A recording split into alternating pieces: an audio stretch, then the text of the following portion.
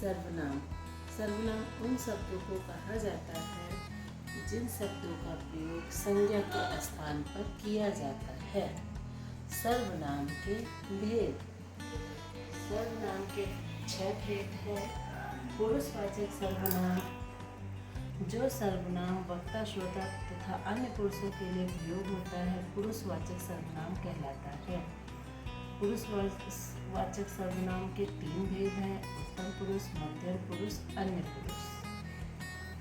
दूसरा है निश्चयवाचक। निश्चयवाचक जो सर्वनाम निकट या दूर की किसी वस्तु की ओर संकेत करे उसे निश्चयवाचक सर्वनाम कहते हैं।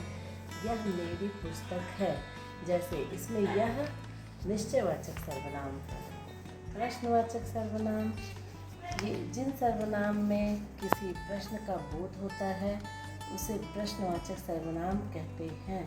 तुम कौन हो, इसमें कौन एक प्रश्न व्यक्त करता है, इसलिए प्रश्नवाचक सर्वनाम है। इसमें कौन, क्या जैसे शब्द आते हैं। अनिश्चयवाचक सर्वनाम। अनिश्चयवाचक सर्वनाम में जिन सर्वनाम में किसी निश्चित व्यक्ति या पदार्थ का बोध नहीं होता उसे अनिश्चयवाचक सर्वनाम कहते हैं।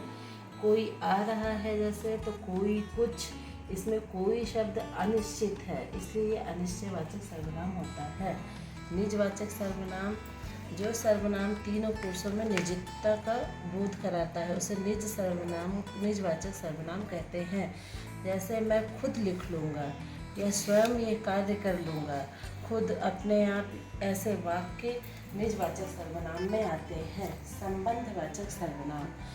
संबंधवाचक ऐसे सर्वनाम हैं जो किसी दूसरे संज्ञा या सर्वनाम के संबंध को दिखाने के लिए प्रयुक्त हो, इसे संबंधवाचक सर्वनाम कहते हैं। जैसे जो करेगा सो भरेगा, इसमें जो, सो, जैसे, वैसे वाले शब्द आते हैं। ये हैं सर्वनाम के 6 भेद और उनका चार्ट।